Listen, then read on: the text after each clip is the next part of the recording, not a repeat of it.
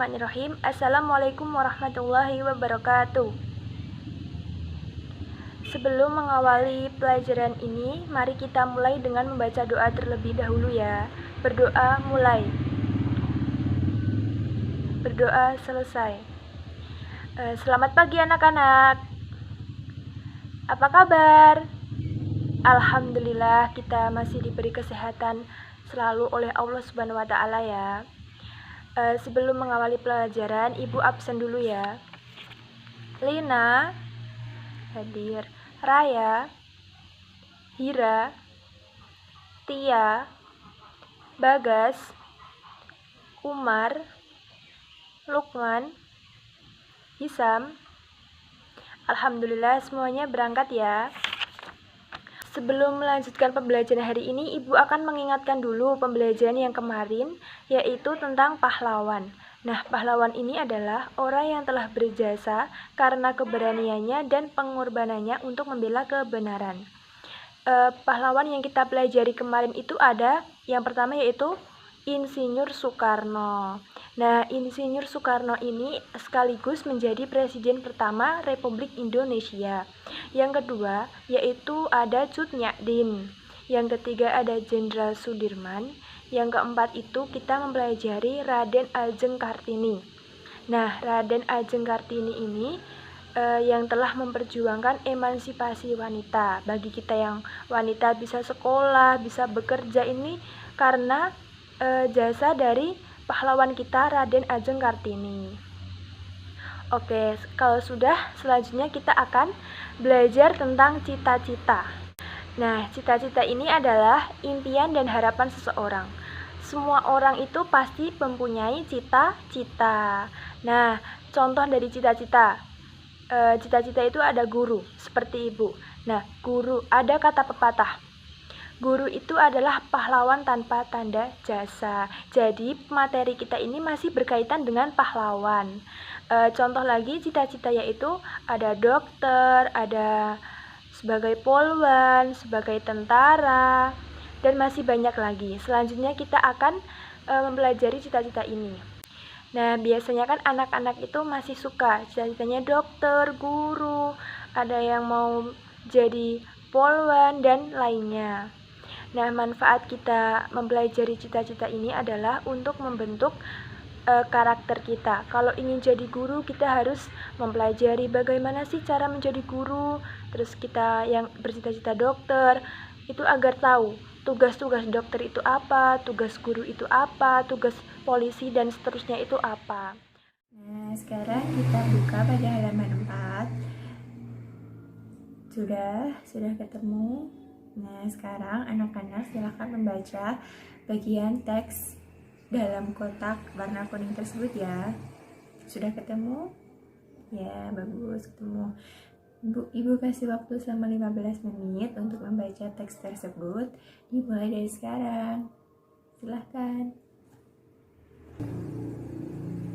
Sudah ya, sudah semua ya membacanya. Siapa yang belum? Ya, lanjutkan dulu. Ibu kasih waktu 1 menit lagi.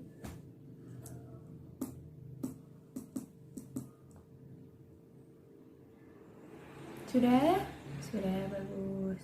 Nah, teks di atas berjudul Cita-citaku tersebut disebut dengan teks puisi. Disebut dengan teks apa anak-anak? Iya, teks puisi. Setelah anak-anak membaca teks puisi di atas, silahkan anak-anak untuk membentuk kelompok sebanyak 3 orang untuk berdiskusi tentang ciri-ciri puisi. Nah, salah satu dari kalian nanti membaca teks puisi tersebut dan teman yang 2 lainnya memperhatikan teman yang membaca. Setelah itu, mendiskusikan ciri-ciri puisi dan menulisnya di selembar kertas. Setelah itu, menjelaskan hasil dari diskusi kalian. Ibu kasih waktu selama 15 menit untuk mendiskusikan ciri-ciri puisi. Silahkan dimulai dari sekarang. Nah, sudah ya diskusinya, sudah selesai. Nah, sekarang ciri-ciri dari puisi apa anak-anak? Ya, Ibu terdiri Terus apa lagi? Ya, baris berkumpul menjadi satu bagian yang disebut dengan bait. Ya, anak-anak sudah paham ya ciri-ciri tentang puisi. Puisi itu terdiri dari baris-baris yang membentuk satu bagian yang disebut bait. Sekarang kita menyusun baris-baris puisi menjadi satu bait. Baris pertama apa anak-anak? Ya, betul. Baris pertamanya, ku ingin membalas jasamu. Terus baris kedua apa anak-anak? Sungguh berjasa guruku. Ya, betul. Terus baris ketiga apa anak-anak? Guruku selalu membimbingku. Ya, betul. Yang baris terakhir, guru mengajakku untuk maju. Dari baris-baris tersebut terkumpul menjadi satu bagian yang disebut dengan bait. Ya, bait. Nah, sekarang kita lanjut untuk ke halaman 6. Bagian atas, percakapan antara Lani dan Udin. Silakan anak-anak membaca dialog tersebut. Dimulai dari sekarang. Silakan. Sudah ya, sudah dibaca semua ya anak-anak. Ya. Dari dialog di atas bercerita tentang apa anak-anak? Iya, tentang Lani yang bertanya kepada Udin apakah dalam penyusunan satu bait itu barisnya bisa diubah-ubah. Dan Udin menjawab apa anak-anak? Iya, menjawab bisa asal maknanya tetap sama. Nah, terus Lani ingin membuat sebuah puisi yang bertemakan apa anak-anak? Iya, bertemakan cita-citaku. Lani ingin bercita-cita menjadi apa anak-anak? Ya, Lani suka terhadap hewan dan Lani ingin bercita-cita sebagai dokter hewan. Ya, apakah Udin di situ mendukung? Ya, Udin sangat mendukung dan Udin juga mempunyai hewan peliharaan di rumah. Dan Udin bisa memeriksakan hewannya ke Lani suatu saat nanti. Nah, di sini anak-anak apakah ada yang ingin menjadi dokter hewan? Ya, bagus, dokter hewan. Nah, dari dokter hewan, apa sih dokter hewan tersebut? Dokter hewan adalah dokter yang menangani hewan. Nah, apa sih tugas utama dokter hewan?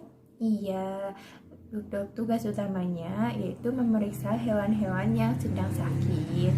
Dokter hewan itu juga bisa menyembuhkan dan mengobati hewan yang sedang sakit. Baiklah anak-anak, untuk menjeda pelajaran pada pagi hari ini agar kalian tidak mengantuk, marilah kita melakukan ice breaking terlebih dahulu ya. Ice breaking pada pagi hari ini berjudul ular panjang. Bapak contohkan dulu ice breakingnya, nanti anak-anak mengikuti ice breaking ini ya. Ular panjang di sawah, makan katak besar, frog. Nah, begitu ya ice breakingnya. Sudah paham semua? Ya, kalau sudah paham, marilah berdiri baris yang rapi. Ya, sudah siap? Ya, kita mulai bersama-sama. 1, 2, 3. Ular panjang di sawah, makan katak besar, frog. Nah, bagaimana? Anak-anak sudah tidak pada ngantuk? Nah, kalau sudah, malah kita lanjutkan pelajaran pada pagi hari ini ya. Anak-anak, amati beberapa gambar hewan peliharaan pada halaman 6.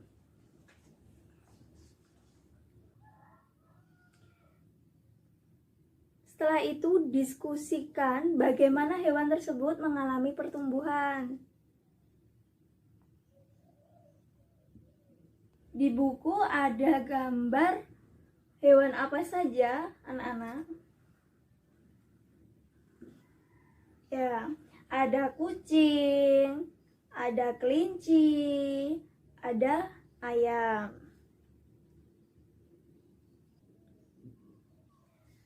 Pada gambar tersebut ada anak hewan dan hewan yang sudah dewasa. Jadi hewan tersebut mengalami pertumbuhan. Apakah kalian memiliki hewan peliharaan? Iya. Apakah hewan peliharaanmu mempunyai anak? Bagaimanakah tahapan pertumbuhan hewan yang kamu ketahui? Anak-anak buat kelompok. Masing-masing kelompok terdiri 3-4 siswa. Ayo dibentuk kelompoknya. Sudah? Sudah. Terus siswa bersama kelompoknya mengamati beberapa gambar tahapan pertumbuhan hewan pada buku halaman 8. Sudah dibuka?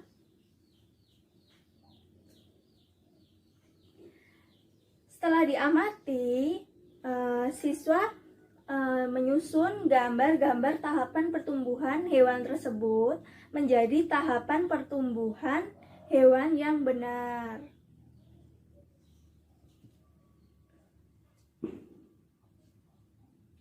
Sudah disusun?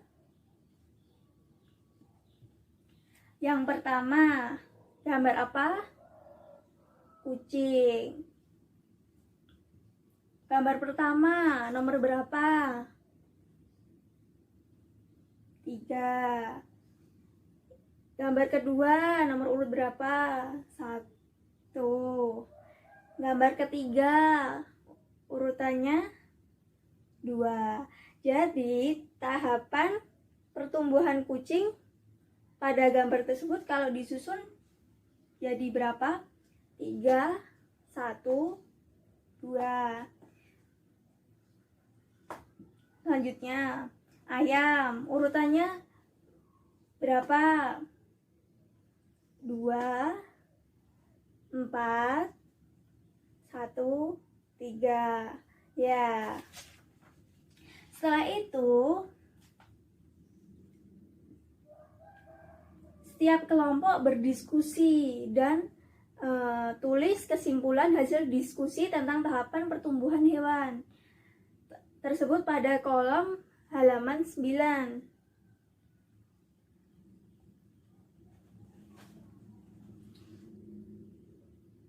Sudah ditulis?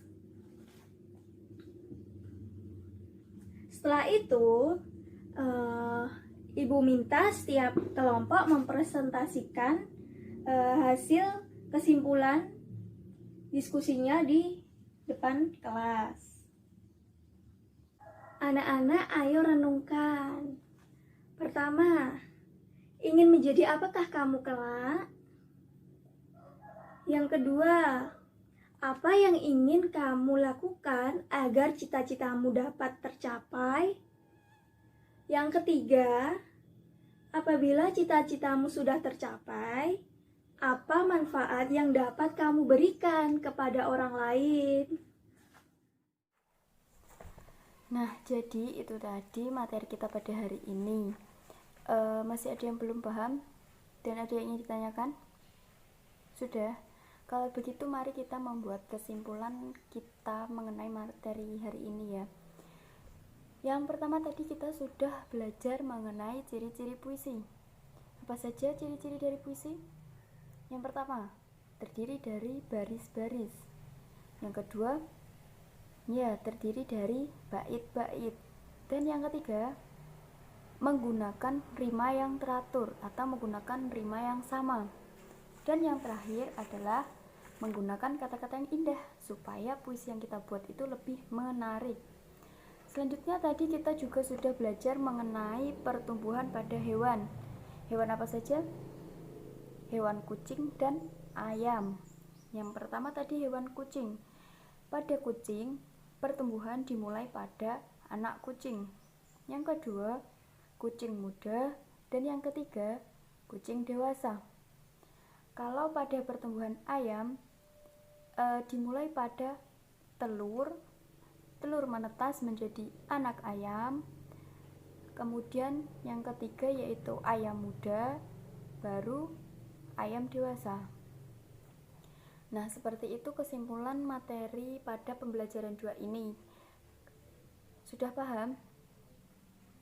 Kalau sudah, jangan lupa pada pertemuan selanjutnya dipelajari pada pembelajaran 3. Materinya dibaca-baca dulu di rumah. Nanti kalau ada yang belum paham bisa ditanyakan di sekolah. Kalau sudah tidak ada yang ditanyakan lagi, Ibu akhiri pertemuan pada hari ini dengan mengucap hamdalah bersama-sama. Alhamdulillahirabbil alamin. Kurang lebihnya Ibu mohon maaf. Wassalamualaikum warahmatullahi wabarakatuh.